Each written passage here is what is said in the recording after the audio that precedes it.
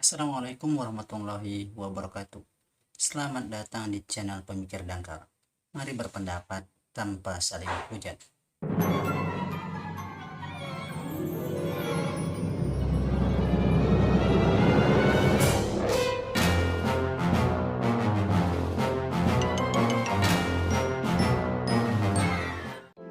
Halo para netizen yang budiman, bagaimana kabarnya?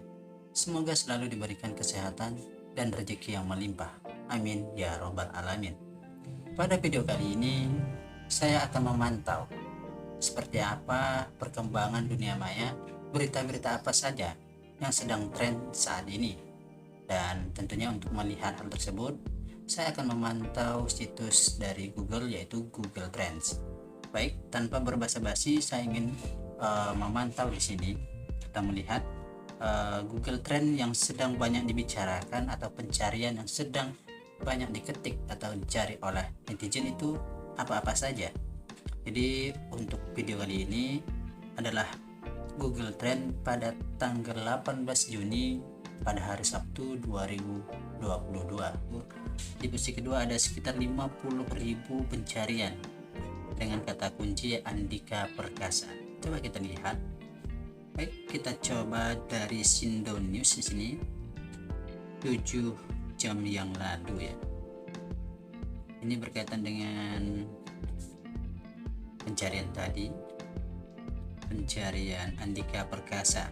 Kalau di sini judulnya menakar peluang Andika Perkasa melaju di Pilpres 2024. Ya, tidak disangka tidak diduga juga si Andika Perkasa ini dicalonkan oleh Partai Nasdem untuk melaju sebagai calon presiden di Pilpres tahun 2024 yang juga dicalonkan oleh pemimpin Nasdem yaitu Surya Paloh, itu adalah Anies Baswedan, kemudian Ganjar Pranowo. Jadi ada 3, Anies Baswedan, Ganjar Pranowo, dan juga Andika Perkasa.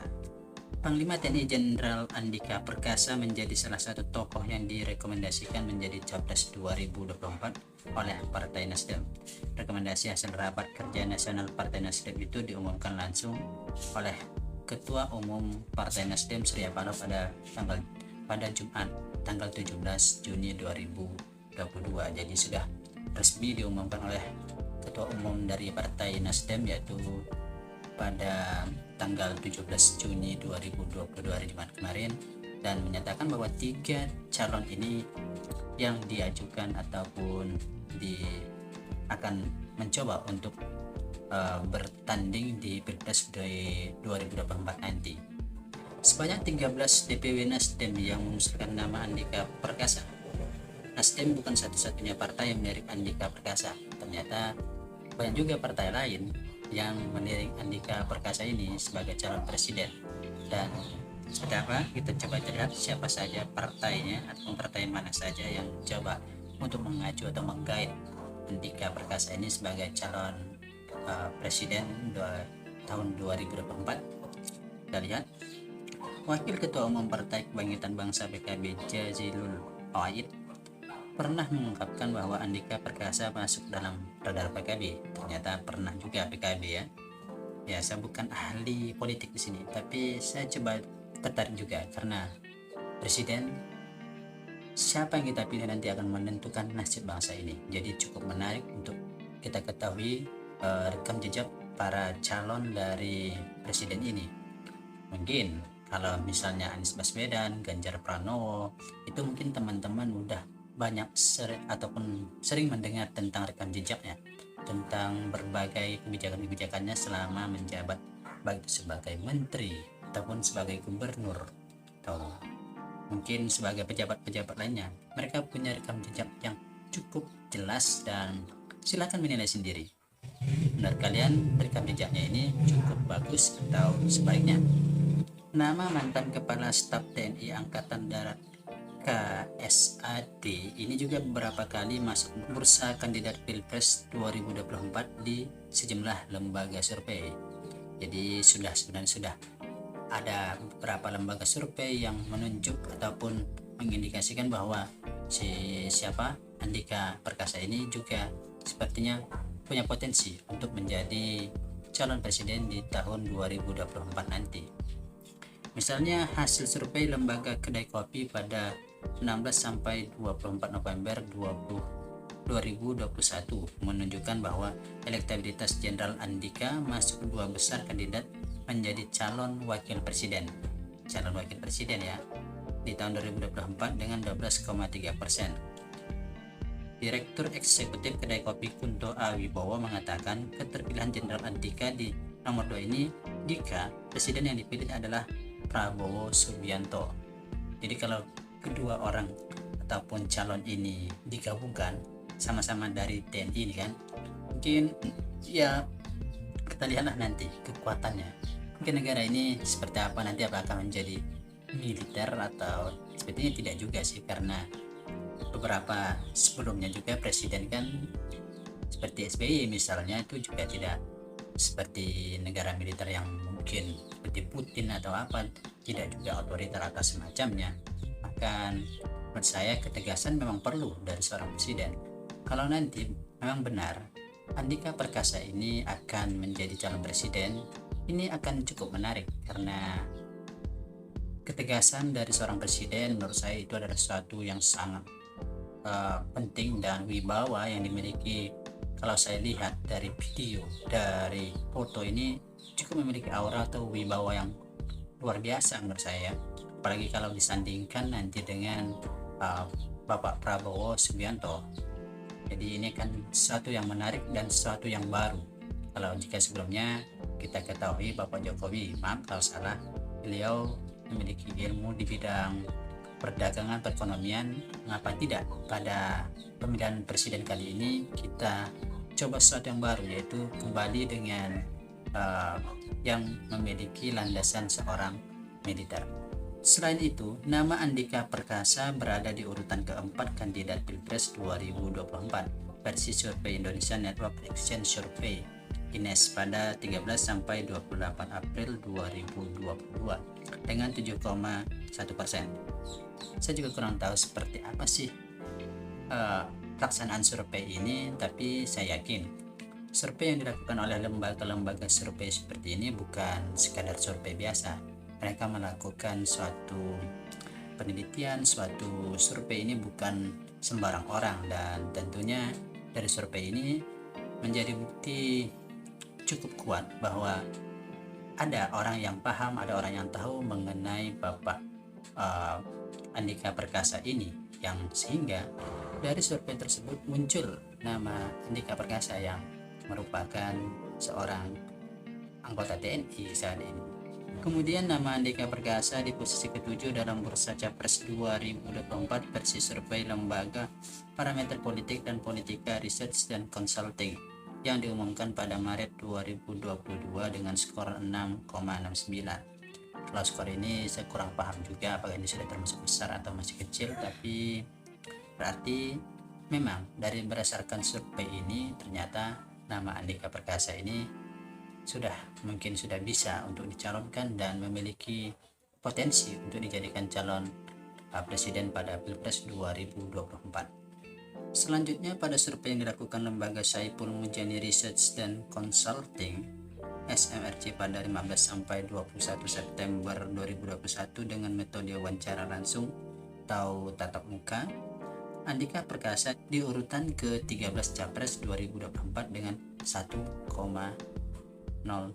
Jenderal Andika Perkasa mulai menjabat menjadi perwira TNI AD sejak November 2018 sebagai KSAD ya, tadi sudah dijelaskan.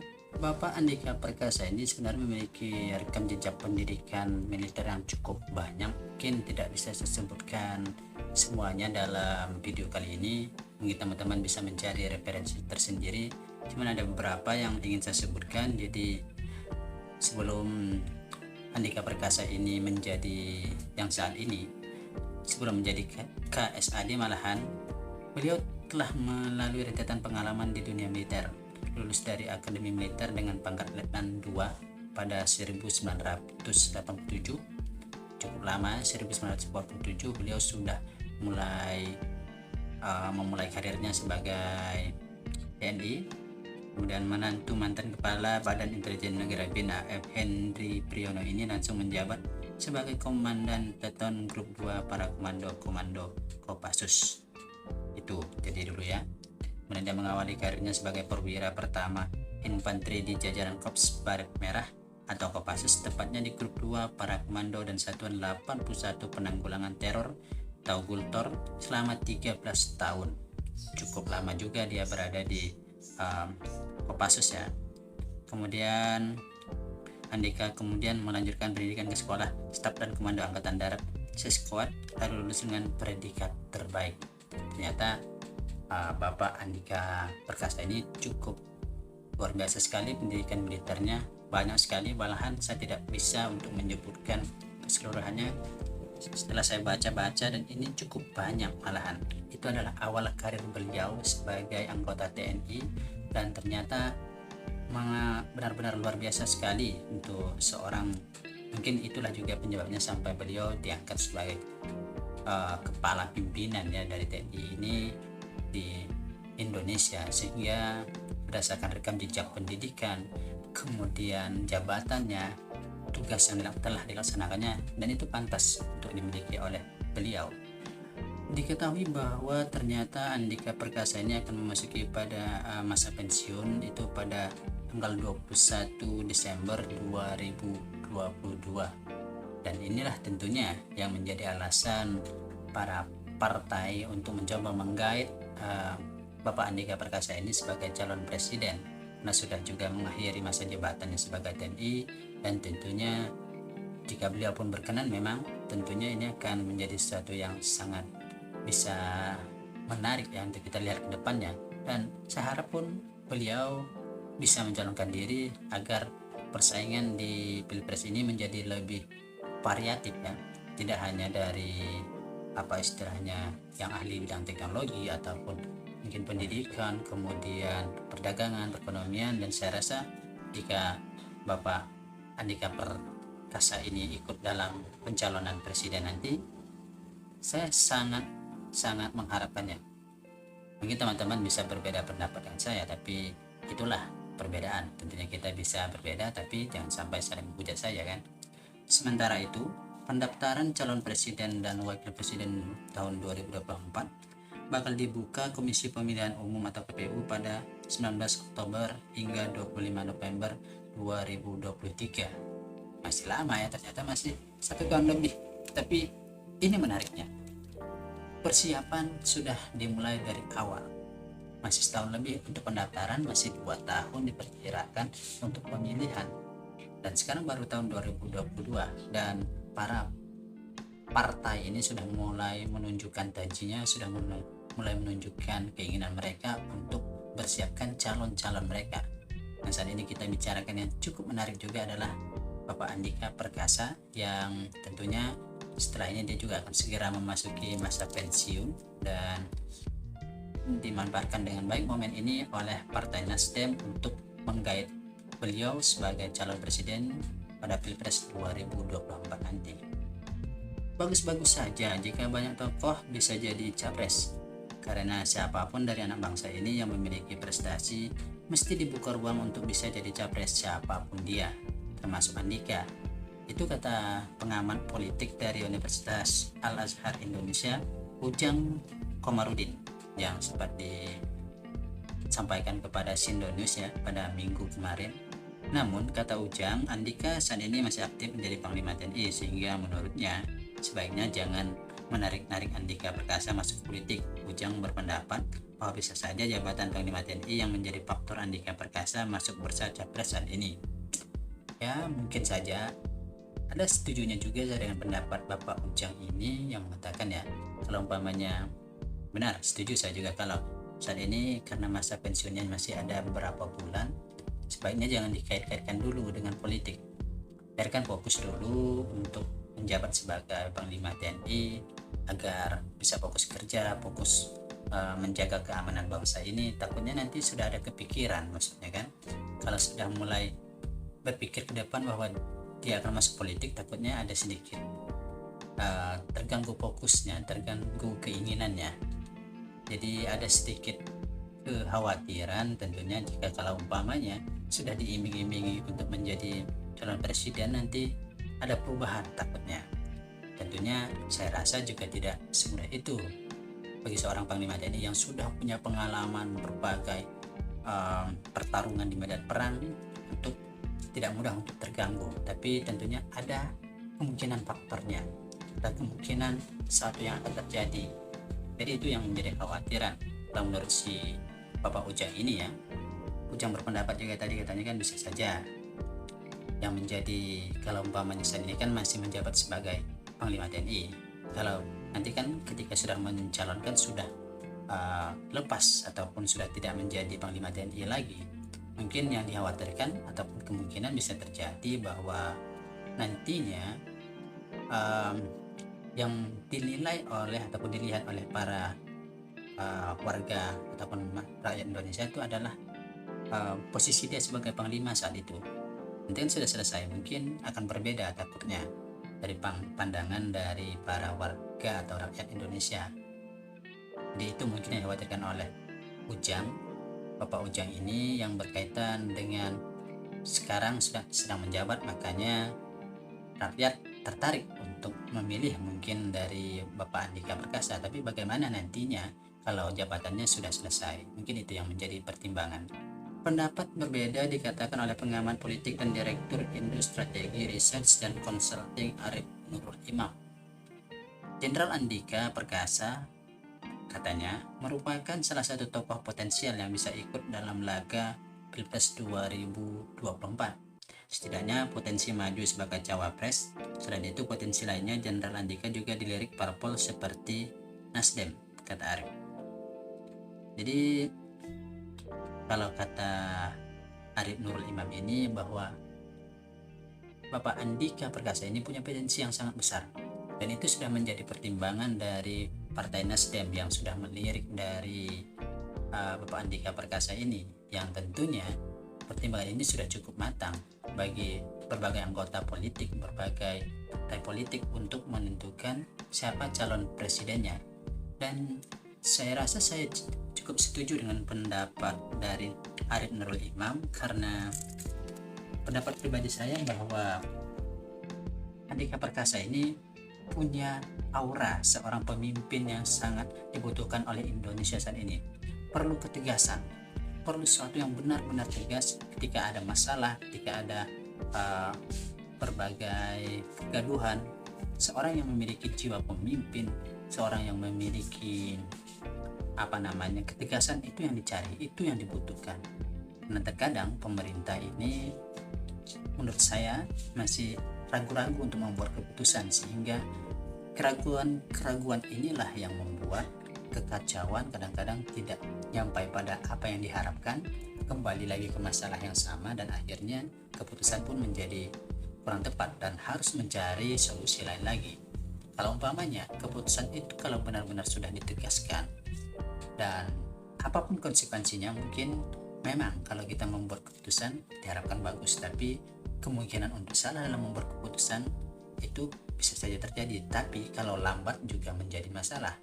Coba saja kalau cepat kita memutuskan, ada potensi untuk, dengan berbagai pertimbangan tentunya, potensi untuk berhasil itu lebih tinggi dan lebih cepat.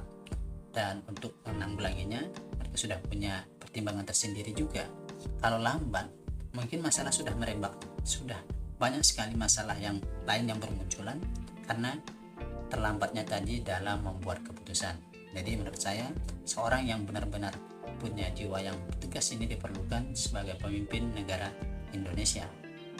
Baik teman-teman, jadi saya rasa itu saya hanya menyebutkan 2 Google Trends yang ada pada tanggal 18 Juni 2022, karena kalau saya mau bahas semua Google Trends ini terlalu panjang nanti videonya dan cukup membosankan, jadi saya potong ya. Saya mengambil 2 yang menurut saya cukup menarik, dan itu kebetulan juga ada di posisi 1 dan posisi 2, dan berarti cukup ramai orang yang mencari kata kunci dari kedua berita tadi, dan tentunya pun saya hanya sebutkan satu persatu. Jadi terima kasih saya ucapkan kepada teman-teman. Kalau kita sependapat berarti kita satu frekuensi, tapi kalaupun berbeda pendapat mari kita diskusi. Jadi jangan lupa untuk like, komen, share, dan subscribe bagi yang belum. Dan saya mohon maaf jika banyak salah-salah kata dalam pengucapan saya selama dalam video ini. Saya akhiri ya teman-teman dengan wabillahi taufiq wal hidayah. Wassalamualaikum warahmatullahi wabarakatuh.